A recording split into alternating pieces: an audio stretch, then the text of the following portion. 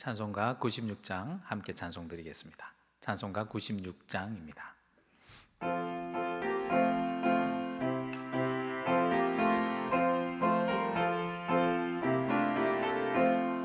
예수님은 누구신가? 우는 자의 위로와 없는 자의 풍성이며 천한 자의 높음과 잡힌 자의 노임되고 우리 기쁨 되시네. 예수님은 누구신가? 악한 자의 강함과 눈먼 자의 빛이시며 병든 자의 고침과 죽은 자의 부활되고 우리 생명 되시네. 예수님은 누구신가? 주한 자의 정함과 죽을 자의 생명이며 죄인들의 중보와 멸망자의 구원되고 우리 평화 되시네. 예수님은 누구신가? 온 교회의 머리와 온 세상의 구주시며 모든 왕의 왕이요 심판하실 주님 되고 우리 영광 되시네. 아멘. 오늘 보실 하나님의 말씀은 누가복음 18장 31절에서 43절 말씀입니다. 누가복음 18장 31절에서 43절 말씀입니다. 제가 봉독해 드립니다. 예수께서 12 제자를 데리시고 이르시되 보라, 우리가 예루살렘으로 올라가노니 선지자들을 통하여 기록된 모든 것이 인자에게 응하리라. 인자가 이방인들에게 넘겨져 희롱을 당하고 능욕을 당하고 침뱉음을 당하겠으며 그들은 채찍질하고 그를 죽일 것이나 그는 3일 만에 살아나리라 하시되 제자들이 이것을 하나도 깨닫지 못하였으니 그 말씀이 감추었으므로 그들이 그 이르신 바를 알지 못하였더라. 여리고에 가까이 가셨을 때에 한 맹인이 길가에 앉아 국을 하다가 무리가 지나감을 듣고 이 무슨 일이냐 하고 물은데 그들이 나사렛 예수께서 지나가신다 하니 맹인이 외쳐 이르되 다윗의 자손 예수여 나를 불쌍히 여기소서 하거늘 앞서가는 그들이 그를 꾸짖어 잠잠하라 하되 그가 더욱 크게 소리질러 다윗의 자손이여 나를 불쌍히 여기소서 하는지라. 예수께서 머물러 서서 명하여 데려오라 하셨더니 그가 가까이 오매 물어 이르시되 내게 무엇을 하여 주기를 원하느냐? 이르되 주여 보기를 원하나이다. 예수께서 그에게 이르시되 보라 내 믿음이 너를 구원하였느니라 하시매 곧 보게 되어 하나님께 영광을 돌리며 예수를 따르니 백성이 다 이를 보고 하나님을 찬양하니라. 아멘. 오늘 말씀에도 두 가지 이야기가 나옵니다. 첫 번째 이야기는 예수님께서 마지막으로 제자들에게 순환을 당하실 것을 예고하신 내용이 나오고요. 두 번째는 예루살렘으로 올라가시는 도중에 여리고란 곳에서 맹인을 치유해 주시는 사건이 나옵니다. 먼저 첫 번째 이야기를 살펴보겠습니다. 31절 말씀해 보겠습니다.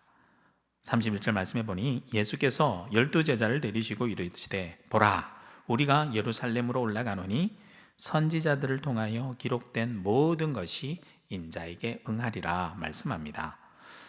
예수님께서 이제 본격적으로 예루살렘을 향해 가시면서 제자들에게 자신이 지금 걸어가는 이 길은 고난의 길이고 십자가의 길을 걸어가야 될 터인데 그것은 하나님의 약속하신 말씀을 이루시기 위해서 걸어가는 길임을 제자들에게 미리 알려주신 것이죠. 그 길이 어떠한 길인지 32절 말씀에 보면 아주 자세하게 알려주십니다. 32절 말씀에 보면 인자가 이방인들에게 넘겨져 희롱을 당하고 능욕을 당하고 침뱉음을 당하겠으며, 그 길은 첫 번째로 이방인들에 일단 넘겨져서 온갖 희롱과 능욕과 치욕을 당한다라는 길입니다. 33절 말씀 볼까요? 그들은 채찍질하고 그를 죽일 것이나 그는 3일 만에 살아나리라 하시되. 그 길의 특징 두 번째로는 채찍질 당하고 죽임을 당한다라는 것입니다. 하지만 그 죽음이 끝이 아닙니다. 부활의 새 생명으로 예수님께서 온 세상을 향해서 활짝 열어놓을 길이란 것을 미리 제자들에게 알려주었습니다. 그런데 예수님의 이 놀라운 이야기를 제자들 중 그 어느 누구도 조금이라도 깨닫고 알아들은 사람이 있었다든지 그 내용에 대해서 궁금해한다든지 물어보는 사람이 없었습니다. 34절 말씀 볼까요? 제자들이 이것을 하나도 깨닫지 못하였으니 그 말씀이 감추었으므로 그들이 그 이르신 바를 알지 못하였더라. 제자들이 왜 알지 못했을까요? 그 이유를 오늘 말씀해 보면 그 말씀이 감추었기 때문이라고 말씀합니다. 말씀이 감추어지긴 하지만 말씀이 이루어지지 않는 것은 아니죠. 말씀이 우리 어리석은 사람들의 눈에 감추어져 있긴 하지만 말씀은 하나님께서 말씀하신 그대로 이루어집니다. 그리고 오늘날도 마찬가지입니다. 오늘날도 비록 우리의 눈에 하나님의 말씀이 감추어진 것 같아 보여도 하나님께서 약속하셨고 하나님께서 말씀하신 그대로 우리들의 삶 속에서 이루어지고 있는 줄로 믿습니다. 내 눈에는 안 보이고 내가 이해할 수 없다고 하나님의 말씀이 무슨 힘을 잃었다든지 능력이 없는 것은 아닙니다. 하나님의 말씀은 내가 인식할 수 있는 차원을 넘어서서 내가 알지 못하는 곳과 내가 알지 못하는 때에 하나님께서 말씀하신 그대로 과거에도 이루셨고요, 지금도 이루고 계시고요, 앞으로도 계속 영원토록 이루어 나가실 것입니다.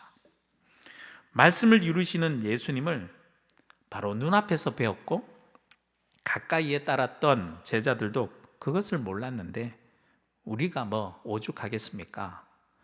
내가 모르고 이해되지 않고 확인할 수 없다고 하나님의 말씀을 업신여기지 마십시오.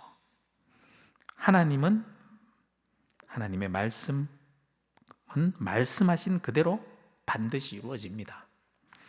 그 말씀의 놀라운 능력이 이루어지는 모습이 이 다음에 나오는 두 번째 이야기 속에서 또 이어지는데요. 두 번째 이야기는 여리고의 한 맹인거지가 고침을 받는 이야기가 나옵니다. 35절 말씀 볼까요? 여리고에 가까이 가셨을 때에 한 맹인이 길가에 앉아 구걸을 하다가, 예루살렘을 향해서 올라가는 길목에 위치한 이 여리고에서 한 맹인거지가 길가에 나와 구걸을 하다가 예수님이 지나간다라는 소식을 듣습니다. 36절과 37절 말씀 계속 볼까요? 무리가 지나감을 듣고 이 무슨 일이냐고 물은데 그들이 나사렛 예수께서 지나가신다 하니, 이 맹인은 예수님에 대한 소문을 익히 들었던 것 같습니다. 그리고 예수님이 누구신지 이 맹인은 놀랍게도 분명히 알았던 것 같습니다. 그는 놀랍게도 이렇게 외칩니다. 38절 말씀 보실까요?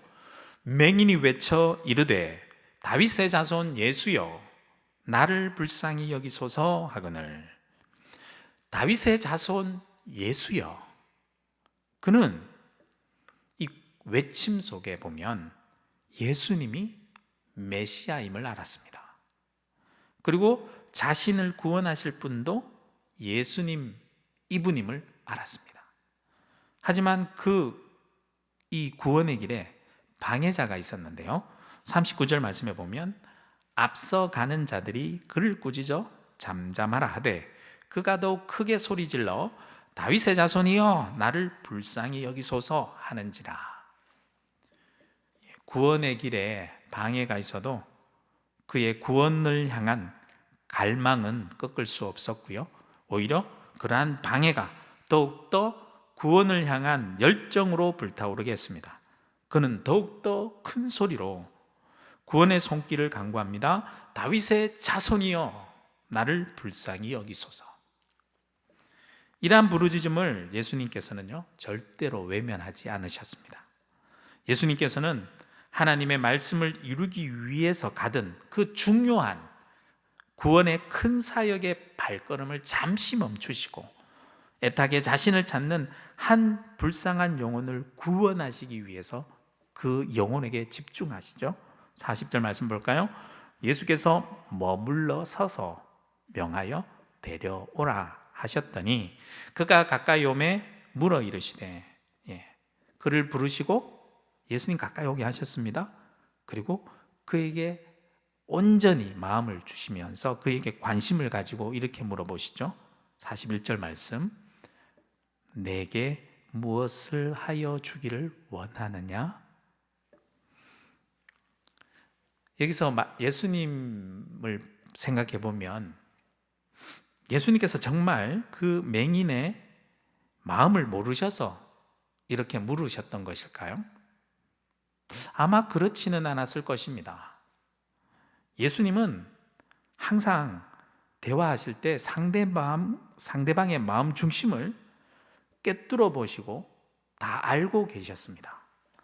예수님께서 지금 이 사람의 간절히 원하는 그 마음을 분명히 아셨을 것입니다. 그 아시고 예수님께서는 일부러 그의 입술을 통해서 구하게 하시기 위해서 물으신 거죠. 예수님의 물음에 맹인이 조금도 망설이지 않고 자신이 진정으로 원하고 간구하는 것을 이렇게 자신의 입술로 예수님 앞에 고백하죠. 이르되 주여 보기를 원합니다. 때로는 우리들이 기도하면서 우리들이 진정으로 간절히 원하는 것을 어떨 때는요 직접적으로 구하지 않고 삥 돌려서 구할 때가 있지 않습니까? 내가 신앙생활한 게 지금이 몇 년째인데 그렇게 사소한 것까지 하나님께 구해야 되나? 하나님께 그런 부끄러운 고백해야 하나? 일일이? 에이, 하나님은 나의 마음 중심을 모두 다 아시는 줄 내가 알고 있으니까 내가 그것을 내 입술로 굳이 사소하게 구하지 않아도 하나님께서 미리 다 아시고 응답해 주실 건데 구차하게 그렇게 기도할 필요가 있을까? 아닙니다. 하나님은 우리 입술로 사소한 것이라 하더라도 내가 정말 원하는 거, 정말 다른 사람이나 어찌 보면 하나님 보시기에도 부끄러울 것 같은 고백일 것 같은 그런 사소한 일들조차도 정말 내가 진정으로 원하는 것이라면 숨김없이 그대로 솔직하게 고백하시길 원하고 그렇게 고백하게 하기 위해서 우리에게 물으십니다. 내가 원하느냐고요. 그리고 내가 그것을 솔직하게 고백하며 기도하기를 기다리십니다. 주여, 내가 원합니다. 이 맹인의 솔직한 고백의 기도를 예수님께서 들으시고 기뻐하시면서 이렇게 말씀하시죠. 42절 말씀 보실까요? 예수께서 그에게 이르시되 보라, 내 믿음이 너를 구원하였느니라 하시매. 예수님의 첫 말씀이요 보라 였습니다. 맹인이 순수하게 원하고 고백했던 바로 내가 보기를 원합니다. 그 고백한 내용 바로 그것. 그래, 내가 보기를 원하는 것, 그거 내가 알고 있지. 이미 다 알고 있지. 내가 원하는 그대로 네가 지금 봐라 라고 말씀해 주셨습니다. 그리고 더 놀라운 말씀이 이어졌는데요, 내 믿음이 너를 구원하였느니라 라는 말씀입니다. 나의 솔직한 그것을 하나님께 솔직하게 숨김없이 그대로 고백하고 구하는 것, 그게 믿음입니다. 그 믿음의 고백이 있을 때 놀라운 체험을 하게 됩니다. 43절 말씀, 곧 보게 되어 하나님께 영광을 돌리며 예수를 따르니 백성이 다 이를 보고 하나님을 찬양하니라. 맹인이 솔직하게 그대로 자신이 원하는 것을 구한 대로 그대로 보게 되었고, 그것으로 말미암아 하나님께 영광을 돌리게 되었습니다. 그리고 더 중요한 것은 이제 그는 예수님을 따르는 사람이 되었다라는 것입니다. 그리고 더 이어서 많은 사람들이 그 사람을 보면서, 그 맹인을 보면서 하나님을 찬양하게 되었다라는 것에 더 놀라운 일이 숨겨져 있는 거죠. 오늘 우리의 삶 가운데 우리의 가까이 다가오신 예수님께서 예수님께 여러분은 무엇을 구할 것입니까? 여러분의 마음 깊숙이 숨겨둔 진정으로 원하는 그것을 솔직하게, 부끄러워하지 말고 그대로 구하십시오. 예수님, 저는 이것을 오랫동안 원했습니다. 다른 사람들은 흉보고 왜 그걸 구하냐며 야단치는 소리에 주눅들지 마십시오. 오히려 그 맹인처럼 오히려 그러한 소리가 있을수록 더욱더 큰 소리로 주님을 찾으십시오. 그리고 주님께서 내가 무엇을 원하느냐 이렇게 물어보실 때 숨기지 말고 솔직하게 자신이 진정으로 원하는 것, 그것을 그냥 주님께 구하십시오. 예수님은 여러분들이 그렇게 간절히 원하는 거, 숨겨두면서 원하는 거 이미 다 알고 계십니다. 단지 여러분이 입술로 솔직하게 고백해 주기를 기다리고 계십니다. 예수님 앞에 숨김없이 솔직하게 간구하는 것이 정말 예수님을 진실하게 믿는 믿음인 것입니다. 오늘 이 새벽 기도의 시간에 내 마음의 깊은 중심에 묻어두었던 것들을 예수님 앞에 모두 내어놓고 기도하는, 믿음의 기도를 하는 귀한 시간이 되기를 주님의 이름으로 축복합니다. 기도드리겠습니다. 우리의 마음의 중심을 다 아시는 하나님 아버지, 내 마음의 깊은 곳에 묻어두었던 진정으로 바라고 원하는 것들을 이 시간 주님 앞에 내어놓길 원합니다. 그것이 부끄럽기도 하고 쑥스럽기도 합니다. 이 시간 예수님을 진정으로 믿고 의지하기에 나의 내면의 깊은 곳에 숨겨진 모든 것들을 주님 앞에 모두 벌거벗은 모습 그대로 내어놓사오니 저를 불쌍히 여겨주시고 저의 간절한 기도 제목을 들어주시고 응답해 주옵소서. 예수 그리스도 이름으로 기도드립니다. 아멘.